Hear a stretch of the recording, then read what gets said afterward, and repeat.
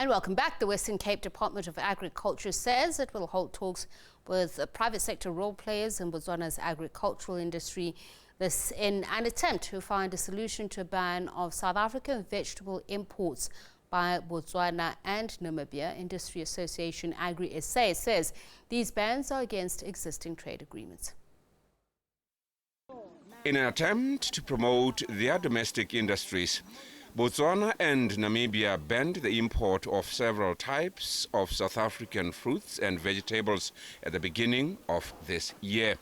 Produce banned includes cruciferous vegetables, root vegetables and leafy greens, along with some herbs and spices. Initial outcry about the ban only came from the private sector. But the Western Cape Department of Agriculture has communicated its intention to hold talks with private sector role players in Botswana's agricultural industry in an attempt to seek a solution to the problem. Agricultural Industry Association AgriSA, which represents the majority of major South African farmers, says the unilateral decision by Botswana and Namibia to ban South African agricultural exports is a violation of the Southern African Customs Union Trade Agreement. AgriSA has called on Minister of Agriculture Toko Didiza to intervene in the matter. Let's speak a little bit more about this. We're joined now by Ivan Meyer, the Western Cape Agriculture MEC. A very good evening to you, and thank you so much for speaking to us, MEC. Let's just first start with this decision by Botswana and Namibia. It was seen as a unilateral decision, and as we mentioned, thought to be unfortunate in terms of South Africa's position. But as I mentioned in the introduction, it is seen as going against some trade agreements. Talk to us a little bit more about this. What laws are being breached? Firstly, good evening to you and good evening to the listeners. Well, we know that Botswana and Namibia, as per your input, have taken a unilateral decision to close their borders for fruit and vegetable imports from South Africa. Now, in terms of SACU, which is the Southern African Customs Union, and the following countries are members of SACU: South Africa, Botswana, Namibia, Lesotho, and Swaziland.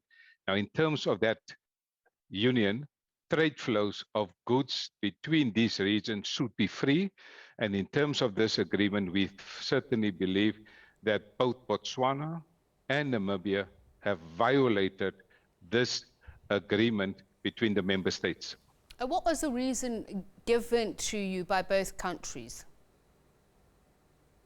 The reason that we have received from both countries is that they want to protect their local farmers, but they fully understand that when you are a member of the SACU Union, that free trade between these regions should be allowed, and therefore there is no room for protectionism. Protectionism, by the way, is also the enemy of free trade, and free trade is the free flow of trade between these member states is the foundation of the SACU agreement between member states. And what is South Africa's position on why they have come to this conclusion? Well, as we have said, and also per your input, that this was a unilateral decision, and I am deeply concerned about this ban on the exports of fruit and vegetables from South Africa to Botswana and Namibia, because the Western Cape is responsible for 55% of South Africa's primary agricultural exports. So this ban has an immediate and drastic implications for agriculture in the Western Cape.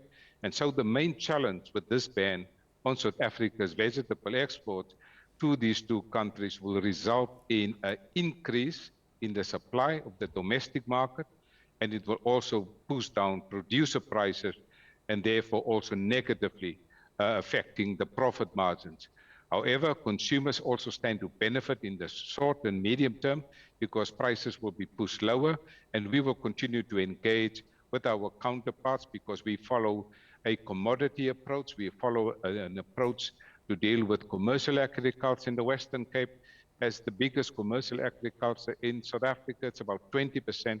And for us, export is one of our key strategic priorities, and we will engage with the National Department, with DTIC, and with our counterparts in this two countries, but also with AgriSA in South Africa.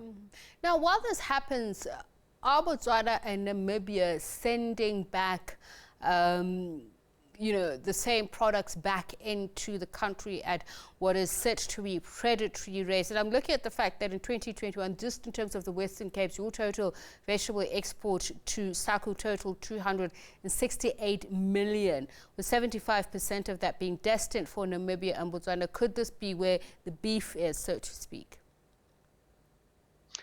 Well, as you rightly pointed out, Western Cape has significant exports to those regions, but I want to look at the bigger picture, and that's the picture of South Africa.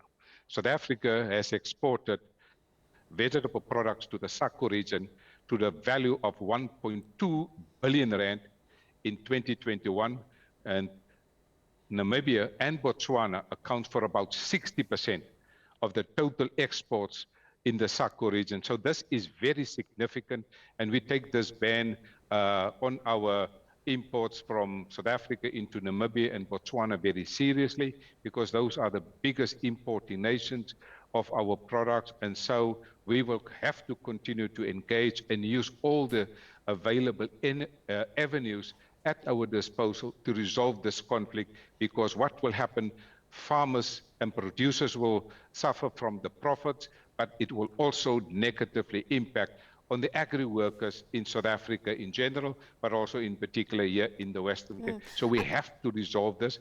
Botswana and Namibia are the closest in terms of South Africa, is the biggest market, and we have to find a solution to this particular problem. And this is why I ask this question, because one wants to understand the environment which this turf war is being fought, so to speak. I mean, as we saw the pictures of farm workers, for example, do Botswana and Namibia have minimum wages that they have to adhere to? Are we looking at an imbalanced, agreement between these three countries? Are we comparing apples with apples?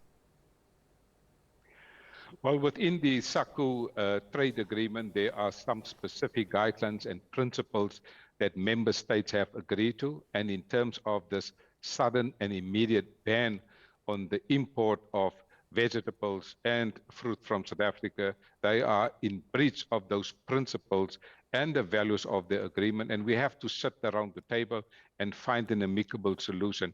It cannot be that suddenly Botswana and Namibia now find out that there are some imbalances, there are some trade deficits, or there are some incompatibilities in terms of the salaries that they are paying for their workers.